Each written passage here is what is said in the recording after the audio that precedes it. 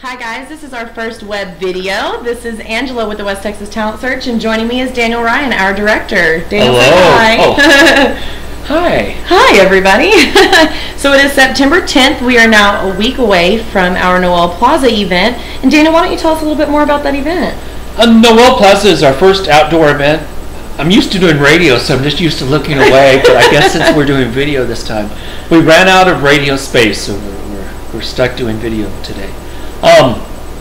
We're at Noel Plaza, downtown Odessa. It's a free event between the hours of 8 and 10, and we'll have kind of like a preview to the October 1st event. Hello, let's get close. Let's be friendly. And we have Dennis Harris, Darian Butler, Jennifer Rodriguez, Modern Tragedy. I almost did it without Adrian Abels, Enigma. The Enigma. Can't forget the Enigma. No, can't forget him. He's like above us, like God over there. And so it'll be a real exciting event. Like I said, it's free, it's outdoors. We've never done an outdoor event. If this event goes well, we'll do an all-country outdoor event. So I look forward to it. I won't have to do much, and just let the performers do what they like to do, and just perform. And of course, we get to see your mad MC skills that night as well, don't we? I don't know if I'm going to MC that much because I'm saving it up for October 1st. I've been looking all year for some new outfits because if you've ever been to any of our shows, I'm famous for changing clothes. But I do promise I will not appear in my underwear, so you're all saved there. This is a PG-13 show this year, so Daniel will be saving the underwear. I will save the underwear. So yes, I've tried to find something unusual to. It's my thing. What can I say? So about the October 1st show, this will be your third year putting on a semifinal for the West Texas Talent Search. This is. It has been now 3.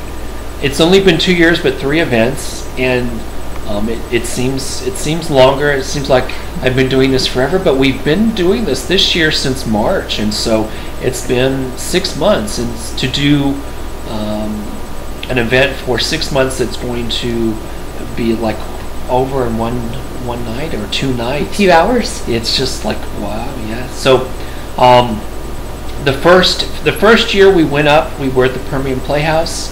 We had 15 contestants who were very good, and we broke it down to 9 contestants, and we had the finals. It was still over 2 nights, and we had a good turnout, and it was nice. We got good word of mouth, and so then I had to decide, well, do I want to do this again? And so I decided yes, but it got bigger. We moved to the Ector Theater, and after we did the events, people wanted to see performers, and they wanted to see more of the Enigma. They wanted to see more of Bianca or Cammie, especially Cammie got a lot of requests. Cassie as well. Cassie from last year actually sang the national anthem at a Jackalopes game. But it was wonderful. And so we had the ability to put groups together to do these types of events because people wanted to perform more. And so the first thing we did was the showcase, and that was 10 performers, and that went over fairly well. And then we did the Jackalopes games. Cammie and Bo did the retired teachers, and they requested us back in April, or now for April, and I went, I don't know what we're doing in April. And so it's nice to have people request. This last show, speaking of requests, Bo had a request from somebody to do an event at Odessa College, and so it's really, really nice. I was talking to Cody a few days ago on the radio show, and all the events that he's doing and the people that are requesting him, and they said he did one bar and they were paying him $20 per song to keep singing. And so wow. I know it's nice to get money for an encore. Well, it's nice to hear our people doing well. I get real protective, and I get real emotional about our people, and so I really try to promote them. And so if you treat us well, and if you're nice, then I will do in my power to make sure that you're on stage somewhere. And we've been at all kinds of events. New Year's was. I'm sorry if you were at the New Year's event. The audience was dull, but the event was great. I really had a good time.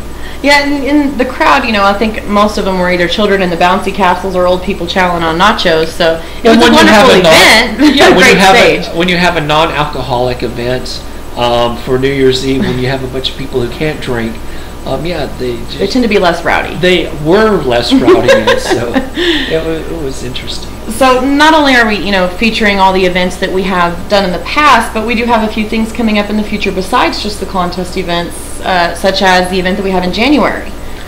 We have in January, speaking of different things we do for artists, we'll be going down to Austin, and any semifinalists from any of the 3 years can go with us and do try out for America's Got Talent. And you think that trying out for West Texas Talent Search is difficult. Wait till you go down there. I hear it's tough.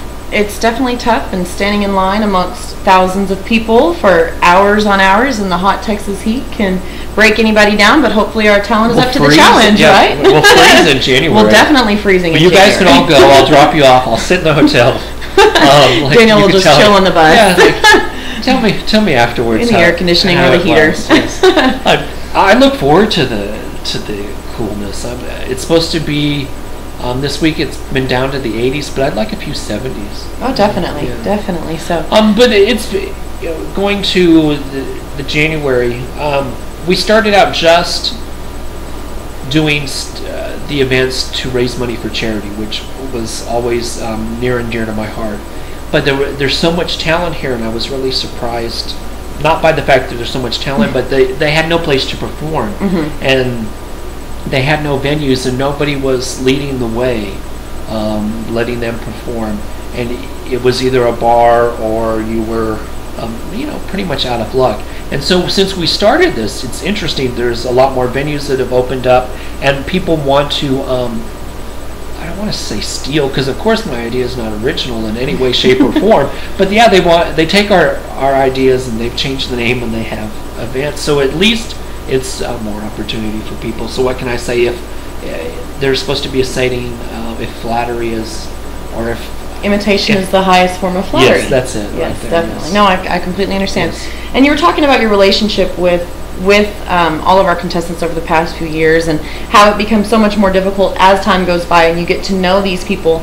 Do you consider yourself in any way maybe a father figure or a mentor to these contestants? I couldn't say mentor because they all know more than I do.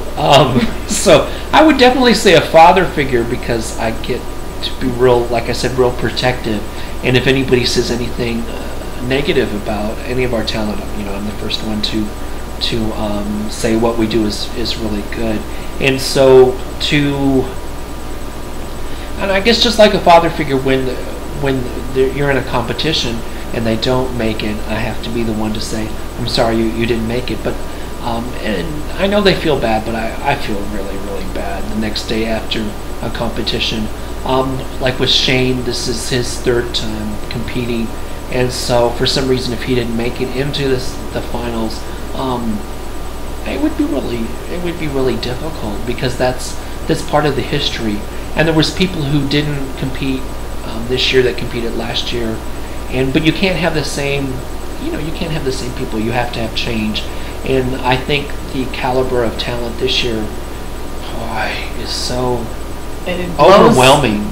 Blows me out the water. I mean, the progression that we've seen with some of these contestants, Shane being one over the last full 2 years of the last 3 competitions, and several of our singers who have returned this year, I've just seen amazing growth with them, and a lot of them have come up to me personally and said just how much they owe to the West Texas Talent Search for allowing them not only the opportunity, but the ability to get over their stage fright. Mm-hmm. And it would be great if somebody actually went on and did something and made a record. I would be personally proud, and then I could use it like, yes, as seen by Cody Burnett, or as, Cody Burnett won our contest or was on our stage, because right now the Ector Theater's own Elvis is once here, and we'll never top that. But it would be nice to say, like, recording artist so and so was in definitely. This. Yeah, it's I don't know. Of all of them, a number of them have potential to actually make a record, and we did make a record, the 4 of us. Cassie, Cammie, Jennifer, and Bianca made a record, and it was just as as good as anything else you hear on the radio. But I do hear a lot of potential, so we'll see what happens. I don't know. So Daniel, going back to our particular date for this interview and the purpose for you choosing this date, why is September 10th such an important date for you? Why did you really have to be on the air on September 10th? Well, September 10th is my grandma's birthday. Oh. And so my grandmother would have been 95, and she is the reason why I live in West Texas. So any of you who ever perform owe a debt to gratitude to my grandmother. Seeing she's been gone like 7 years, and anytime I talk about her, I still want to cry. But she was she was an ordinary woman, but a remarkable woman. She had polio as a child. She was married at 16, and on her honeymoon, they did like the chivalry kind of thing. They picked her up and they drove her around town, and they separated her from my grandfather, and they left her in the middle of a cemetery in Coahoma. And, really? Why? But because it was like a big joke, and that's what they did back in the 30s when she was married. But what's so funny though is she's buried the exact spot where they left her, in the cemetery. The irony of the situation. That is, and so it wasn't lost on her. But her first child died in her arms when she was only 18, and so she had a lot of tragedy. And then with my sister being murdered, she was a rock. She was like a Southern woman should be. She was a very strong Democrat. She was involved in the community, and so she gave me a sense of purpose and wanting to give back. And so you didn't. So John F. Kennedy of her. So you didn't do things just for yourself. You were never selfish. You always did things for your community. And that's always a good thing to do. Definitely giving back and paying it forward is the best motive to have with anything that you do. Making sure that you care for everybody else, because it will come back to you tenfold. Well, and there's no reason to. We have so much in this country, and this is tomorrow being September 11th, and we have so much in this country that we have the opportunity to do, and so to be depressed and live in America is just, I just want to slap some people. You live in America, you don't have to live on $1 a day. Your home didn't get washed away in the hurricane over in Irene, where, people are dealing with that in Vermont.